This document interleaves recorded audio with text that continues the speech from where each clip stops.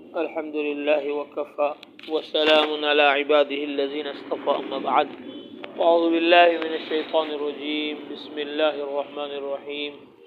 ومن أحسن قولا ممن دعا إلى الله وعمل صالحا وقال إنني من المسلمين. وقال النبي صلى الله عليه وسلم: الدنيا سجن للمؤمن وجنة للكافر او كما قال علیہ الصلوۃ والسلام. میرے بھائیو، دوستو، بزرگو، یہ دنیا ایمان والے کے لیے، مسلمان کے لیے قید خانہ ہے اور کافر کے لیے جنت ہے. وہ یہاں اپنی منمانی کرے، منچاہی کرے، جو جی میں آئے وہ کرے، اور ایمان والا مسلمان اپنی منچاہی جی چاہی کو اللہ اس کے رسول کے لیے قربان کرے. حضرت مولانا الیاس صاحب رحمۃ اللہ علیہ فرماتے تھے: لا الہ الا اللہ کے معنی یہ ہیں کہ نفس کی نہیں ماننی، الا اللہ، اللہ کی ماننی. افرأیت من اتخذ الہہ ہواہ، اللہ فرماتے بھلا دیکھا آپ نے اس کو جس نے اپنی خواہش کو اپنا خدا بنا لیا. خدا کی بات جیسے مانی جاتی ہے ایسے وہ اپنی من کی بات مان رہا ہے، جی چاہی کر رہا ہے.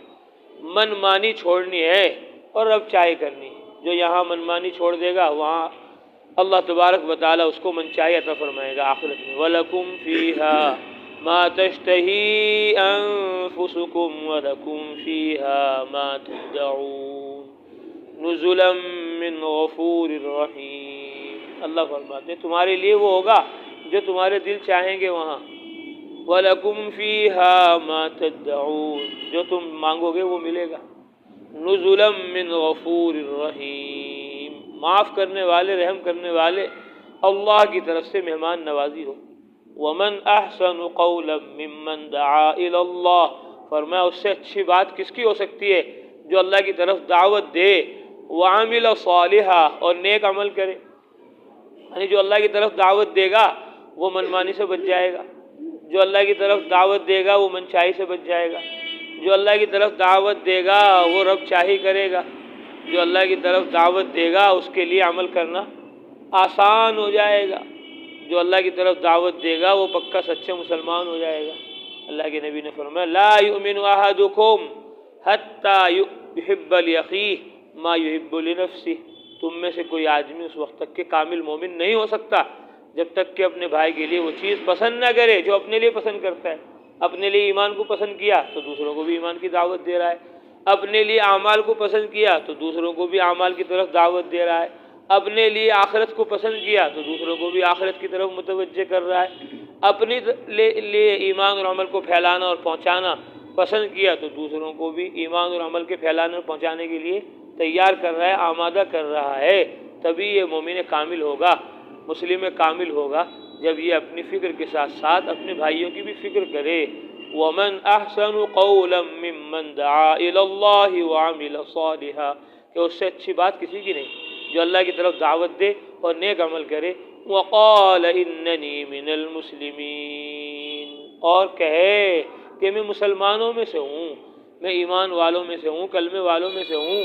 ایمان والوں کا کام ہے دعوت دینا، ایمان والوں کا کام ہے عمل کرنا. مسلمانوں کا کام ہے اللہ کی فرما برداری کرنا اور اللہ کی فرما برداری کی دعوت دینا.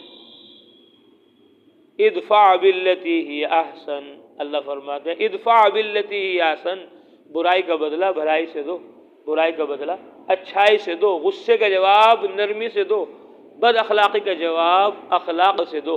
کیا ہوگا؟ فَإِذَا الَّذِي بَيْنَكَ وَبَيْنَهُ عَدَاوَةٌ كَأَنَّهُ وَلِيٌّ حَمِيمٌ،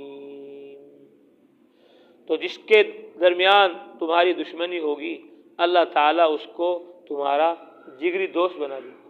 فَإِذَا الَّذِي بَيْنَكَ وَبَيْنَهُ عَدَاوَةٌ، وہ تمہارے درمیان تمہاری اور اس کی دشمنی ہے، اللہ اس کو تمہارا جگری دوست بنا دے گا، تمہاری طرف اس کو متوجہ کر دے گا، تمہاری بات قبول کرنے کی استعداد اللہ تعالیٰ اس کے اندر پیدا کر دے گا. وَمَا يُلَقَّاهَا إِلَّا الَّذِينَ صَبَرُوا، اللہ فرماتے ہیں یہ بات اسی کو ملتی ہے جو صبر کرتا ہے، جو جمتا ہے، جو صبر کرتا ہے اسی کو اللہ تعالیٰ اخلاق اعلیٰ عطا فرماتے ہیں. جو صبر کرتا ہے اسے اللہ تعالیٰ یہ صفات عطا فرماتے ہیں کہ دشمن بھی اس کے دوست بن جاتے ہیں، اس کی نرمی کی وجہ سے، اس کے برداشت کرنے کی وجہ سے۔ وما يلقاها الا الذين صبروا وما يلقاها الا ذو حظ عظیم، اور یہ نعمت اس کو ملتی ہے جو بڑے نصیبے والا ہوتا ہے، بڑی قسمت والا ہوتا ہے، بڑی بھلائی اور خوبی حاصل کرنے والا ہوتا ہے، اس کو اللہ تعالیٰ یہ نعمت عطا فرماتے ہیں کہ وہ غصے کا جواب نرمی سے دیتا ہے، بد اخلاقی کا جواب اخلاق سے دیتا ہے۔ اللہ فرماتے وَإِمَّا يَنزَغَنَّكَ مِنَ الشَّيْطَانِ نَزْغٌ فَاسْتَعِذْ بِاللَّهِ، اگر شیطان تمہارے درمیان تمہارے اندر چوکا لگا دے، یعنی غصے کا جواب میں تم غصے سے ہی بات کرنے لگو، بد اخلاقی کے جواب میں بد اخلاقی سے پیش آنے لگو، تو سمجھ لو شیطان آ گیا ہے۔ شیطان تمہیں بدخلقی کے ذریعے اور شیطان تمہیں غصے کے ذریعے دعوت کے راستے سے ہٹانا چاہ رہا ہے، تمہاری بات کا اس پر اثر نہ ہو، اس لیے اس نے تمہارے اندر غصے کو پیدا کر دیا۔ وَإِمَّا يَنزَغَنَّكَ مِنَ الشَّيْطَانِ نَزْغٌ، جب شیطان کا کوئی چوکا تم اپنے اندر محسوس کرو، فَاسْتَعِذْ بِاللَّهِ، فوراً اللہ تعالیٰ کی طرف متوجہ ہو جاؤ، اللہ سے پناہ مانگو، اعوذ باللہ من الشیطان الرجیم پڑھ لو کہ شیطان آ گیا۔ تبلیغ میں دعوت میں غصہ جب بھی آ جائے تو سمجھ لو شیطان آ چکا ہے، وہ غصے کے ذریعے بد اخلاقی کے ذریعے تمہیں مدعو کے درمیان، مدعو کے دل میں تمہاری نفرت ڈالنا چاہتا ہے، اس لیے اللہ کی طرف متوجہ ہو جاؤ۔ فاستعذ باللہ انہ هو السمیع العلیم، وہ سننے والا ہے، جاننے والا ہے۔ تو اللہ تبارک و تعالیٰ کے یہاں سب سے اونچا دین، سب سے اعلیٰ دین اس کا ہے جو خود بھی عمل کرے اور دوسروں کو عمل کی طرف متوجہ کرے۔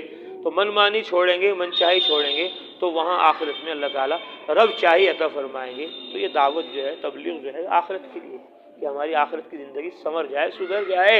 وَلِكُلٍّ دَرَجَاتٍ مِّمَّا عَمِلُوا، ہر ایک کو درجے قیامت میں، آخرت میں اس کے عمل کے بقدر ملیں گے، جتنے اعمال زیادہ ہوں گے اتنے ہی درجات زیادہ ہوں گے۔